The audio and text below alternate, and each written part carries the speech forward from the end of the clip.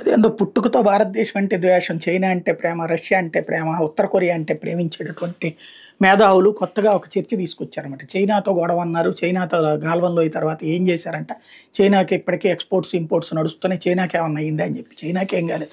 భారత్ ఎదిగింది. అంతకుముందు ఉన్నటువంటి 8వ స్థానం నుంచి ఇప్పుడు 5వ స్థానానికి చేరింది. రేపో మాపో 3వ స్థానానికి చేరుతుంది. మరి ఈ మేధావులకి అదంతా కళ్ళకి కనబడదు. చైనా ఎదుగుదల కనబడుతుంది. చైనా పెట్టుబడిదారీ విధానం కనబడదు. అదే సమయంలో భారతదేశంలో ఏదైనా చేస్తే పెట్టుబడిదారీ విధానం అంటారు. ఏదో పనికిమాలినటువంటి వ్యవస్థ. వాళ్ళు కొత్తగా తీసుకొచ్చింది ఏంటంటే భారత్ పాకుల మధ్యన కూడా ఏం కాదు, అక్కడ ఉన్నటువంటి ట్రేడ్ పోతుంది, దానివల్ల మనం నష్టపోతాం. అదేందో పాకిస్తాన్తో వ్యాపారం గురించి వాళ్ళకి తెలుసో తెలీదు. మన దేశం నుంచి ఎక్స్‌పోర్ట్ $447 మిలియన్, చాలా చిన్న మొత్తం, అంటే 3,735 కోట్లు. అదే సందర్భంలో వాళ్ళ దగ్గర నుంచి మనకు వచ్చేది 3.5 కోట్ల విలువైనది, 0.42 బిలియన్. అంటే పాకిస్తాన్ నుంచి మనం దిగుమతి చేసుకునేది అతి తక్కువ, మనం ఎగుమతి చేసేది ఎక్కువ. అంటే మన మీద అది ఆధారపడుతుంది కానీ దాని మీద మనం ఆధారపడట్లేదు. ఈ కామన్ సెన్స్ కూడా లేదు, తెలియక కాదు, తెలిసి కూడా మాట్లాడుతుంటారు అట్లాగంతే.